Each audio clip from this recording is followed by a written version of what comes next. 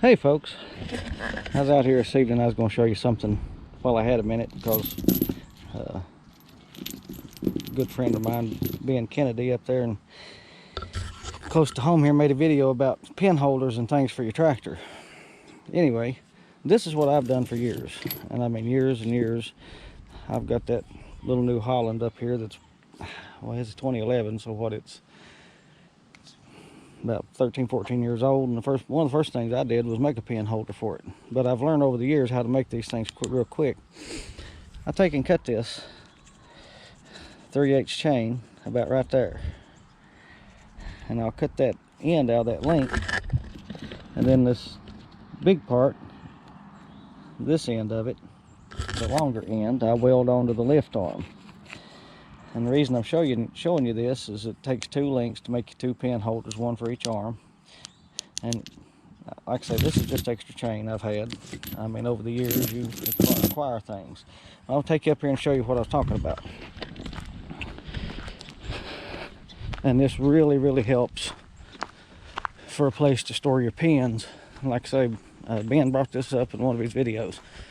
And you see where I put mine now? I mean, this is ugly welding, but this is just a 3/8 chain link right here. And I just welded it to the inside of my lift arms. There's one on each side. And when I don't think I can get the pins out of that, but I'll get a pin, throw it in there for you, and let you see what I'm talking about. Like I said, the toolbox way up here on the side on this tractor, and that's fine. I mean, and I keep a lot of extra pins and stuff in there. As you can tell, it's a toolbox, it's junk. But anyway, I'll get something else out of here because I got to show you something else. But anyhow, on this, oh, that ain't good. Like I say, you just pop your pin in it, and that 3/8 chain link is the perfect size for that, because it lets that close all the way. And I just tack them on. I mean, yeah, that's ugly, but I mean, it works fine. It'll hold forever as far as just to hold pins.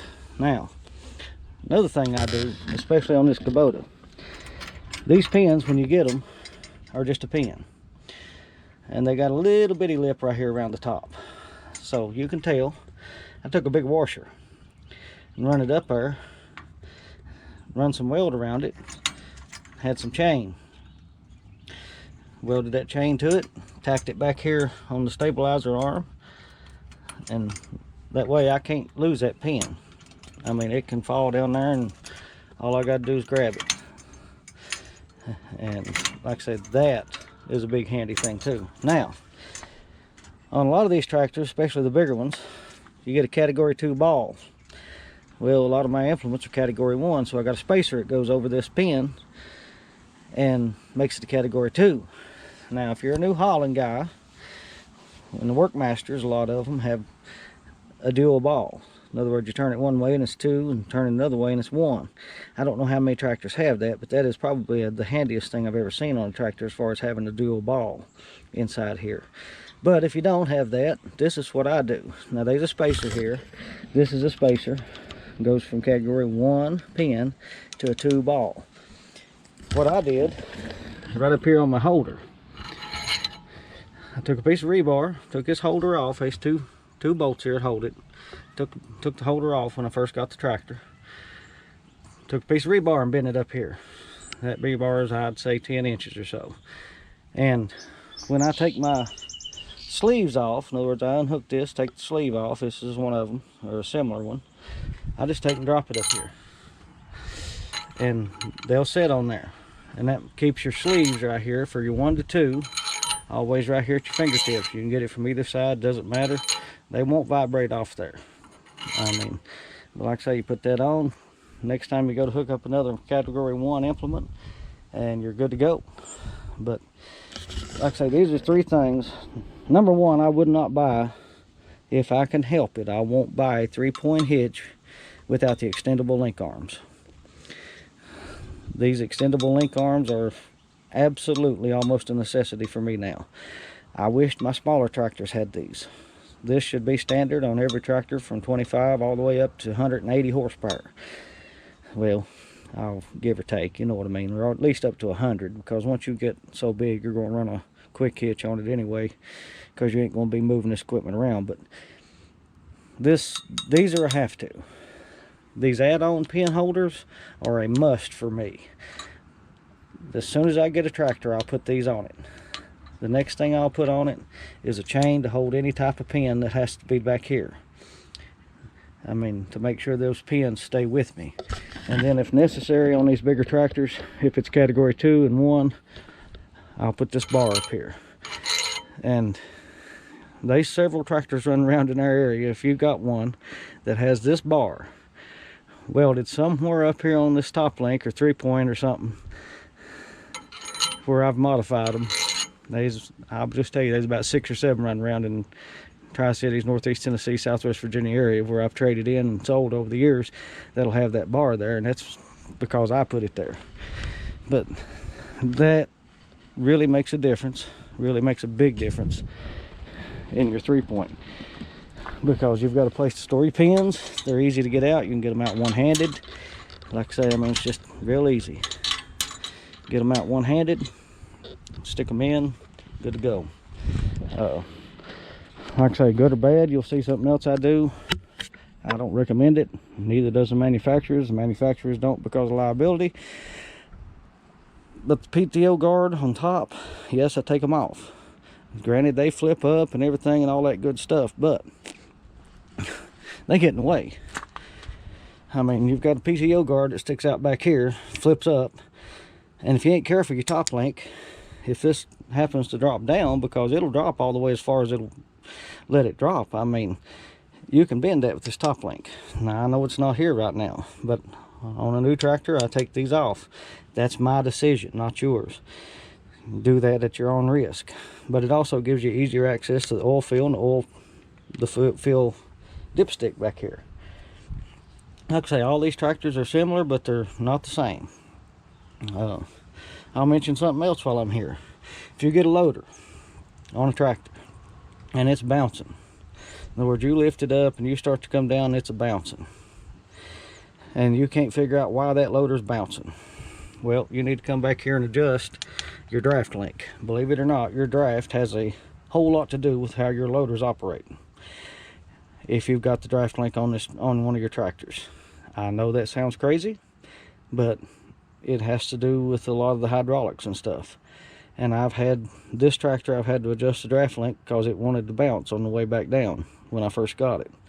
I had a New Holland, had 3 New Hollands that done that in the Workmaster series. In other words, you want to go up, it lifts it up, but on the way back down, it wants to bounce. So if you're having that trouble, come back here and adjust on your draft link. Also, if you're in the cab, you can find out one way or the other real quick if that's what's happening to your loader, if it's bouncing, by taking the draft completely off. Just put the handle all the way down in float position and it'll let you know.